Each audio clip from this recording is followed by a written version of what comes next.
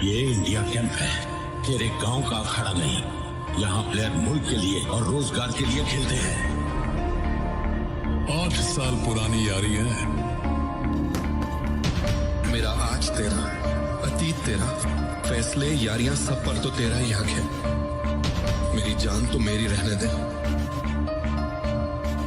क्या अमिताभ को आएगी गणपत की याद? क्या गणपत को मिलेगा गणपति बप्पा का आशीर्वाद? हेलो फ्रेंड्स, मैं श्रुति और आप देख रहे हैं बॉलीग्रैंड स्टूडियोज। दोस्तों, टाइगर श्रॉफ की अपकमिंग फिल्म गणपत काफी सुर्खियां बटोर रही है और जिसकी कहानी भी काफी हद तक रिवील हो चुकी है। तो चलिए आज उसी के बारे में बात करते हैं। दोस्तों, आपको बता दें कि गणपत मुंबई में रहने वाला बस्ती में पला बड़ा एक लड़का है। इस बस्ती में गणपत अपनी बहन और माँ के साथ रहता है। उसने 10 साल की उम्र से ही अपने पिता को खो दिया है। गणपत को दूसरों से पंगे लेना, फाइटिंग करना, मारधाड़ करना बहुत पसंद है और वो उसमें माहिर भी है। दोस्तों, फाइटिंग के साथ साथ गणपत को पसंद है उसके लाडले गणपति बप्पा। तो एक दिन बस्ती में गणपति की पूजा होती है, सब जश्न मनाते हैं और इस मौके पर गणपति बप्पा से बात करते वक्त गणपत कहता है कि बप्पा तेरे से कुछ नहीं चाहिए, बस मेरे बाबा तेरे पास हैं, उनका ख्याल रखना।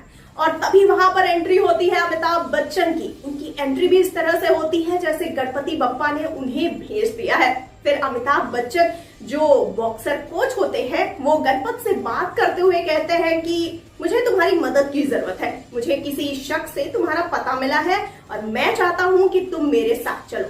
गणपत को कुछ समझ में ही नहीं आता। वो पूछता है पर आप हैं कौन और मैं आपके साथ क्यों चलूं? तब वो कहते हैं अभी कुछ मत पूछना, बस यही समझ लो कि एक बचा हुआ काम पूरा करना है और वो काम गणपति बप्पा तुम्ही से पूरा कराना चाहते हैं। फिर जैसे तैसे करके गणपत अमिताभ बच्चन के साथ चला जाता है। दोस्तों, आगे आपको बता दें कि अमिताभ बच्चन उससे ये कहता है कि मैं एक बॉक्सर कोच हूं और मैं चाहता हूं कि तुम भी इस बॉक्सिंग रिंग में उतरो। देखो, अगर तुमने मेरे लिए काम किया तो मैं तुम्हें पैसे दूंगा और तुम्हारा परिवार भी इससे खुश रहेगा। अब पैसों के लिए गणपत तैयार होता है, ट्रेनिंग लेता है, मेहनत करता है, पर वहां जाकर गणपत को पैसों की लत लग जाती है। और ऐसे ही एक दिन मैच खेलने के बाद गणपत से बात करने के लिए कुछ लोग आते हैं, उसे अपने लिए खेलने के लिए पैसे देते हैं। फिर गणपत भी उनसे हाथ मिलाकर पार्टी करता है और ये सब देखकर अमिताभ उसे वहां से ले जाते हैं। गणपत को ये सब अच्छा नहीं लगता। वो कहता है कि आप अपन को इसलिए लाए हैं। अमिताभ कहते हैं कि तुम सब कुछ नहीं कर सकते, तुम जिन लोगों के साथ हो ना और हाथ मिला रहे हो, पता है वो कौन है? गणपत ने कहा कि नहीं। फिर अमिताभ कहते हैं कि तुम्हारे पापा एक फाइटर थे पर वो महाराष्ट्र में ही रहते थे। फिर कुछ लोग उन्हें मुंबई लेकर आए और उन्हें ट्रेनिंग देकर बॉक्सिंग रिंग में उतरवाया। तुम्हारे पापा ये करना नहीं चाहते थे पर उस वक्त पैसों की कमी की वजह से उन्होंने ये काम एक्सेप्ट किया। फिर धीरे धीरे करके तुम लोगों को भी तुम्हारे पापा मुंबई ले आए। तुम्हारे पापा को उस वक्त कोई नहीं पहचानता था। उनके स्किल्स की वजह से उन्हें काम दिया जाता था पर क्रेडिट बिल्कुल भी नहीं। उन्हें जानबूझकर पीछे रखा जाता था। उसी साल मैं भी मुंबई आया था और हम दोनों की मुलाकात हुई थी।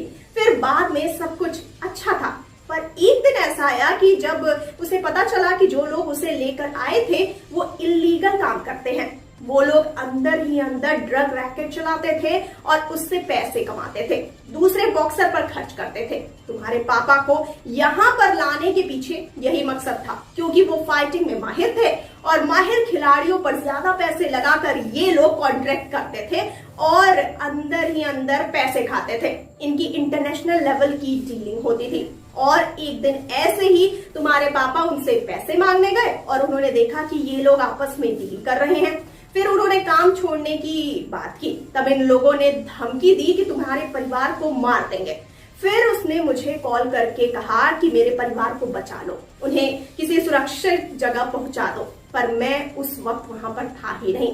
फिर तुम्हारे पापा को उन लोगों ने उन्हें ड्रग्स दिया और मार दिया और उनकी लाश को ऐसे ठिकाने लगाया कि किसी को कानों कान खबर नहीं हुई। तुम्हारी माँ को इस बारे में कुछ भी पता नहीं क्योंकि उन्हें यही बताया गया कि उनका पति फाइट करते वक्त मर चुका है। और अब जिन लोगों के साथ तुम हाथ मिलाकर आए हो ना वो वही है और तुम्हारे साथ भी वो वही करेंगे। जब मैं यहाँ वापस आया, जब मुझे भी ड्रग्स देने की कोशिश की गई, तब मैंने इनकार कर दिया। मैंने इन लोगों की कंप्लेन भी की पर कुछ असर नहीं हुआ। ये लोग मेरा कुछ बिगाड़ नहीं पाए, पर मुझे समझ नहीं आ रहा था कि मैं तुम्हारे पापा को इंसाफ कैसे दिलाऊं। इसीलिए अब ये काम तुम्हें करना होगा। ये सब सुनकर दोस्तों गणपत शॉक होता है और वो कहता है कि उनका बदला कैसे लिया जाए वो मैं बताऊंगा और मैं लूंगा बदला। अमिताभ कहते हैं कि वो तो तुम मुझ पर छोड़ दो, तुम बस खुद पर काम करो। ये लोग अभी भी यहाँ पर काम करते हैं, पर उन्हें नहीं पता चलना चाहिए कि तुम किसके बेटे हो। तुम्हें ऐसे ही पहचान बदल कर यहाँ पर रहना होगा। तो दोस्तों ये थी अभी तक की कहानी। चलिए इसके बारे में अपनी राय बताइए कमेंट सेक्शन में और वीडियो को लाइक और शेयर कर दीजिए और चैनल को सब्सक्राइब भी कर दीजिए। मिलती हूँ नेक्स्ट वीडियो के साथ, मुझे दीजिए इजाजत, नमस्कार।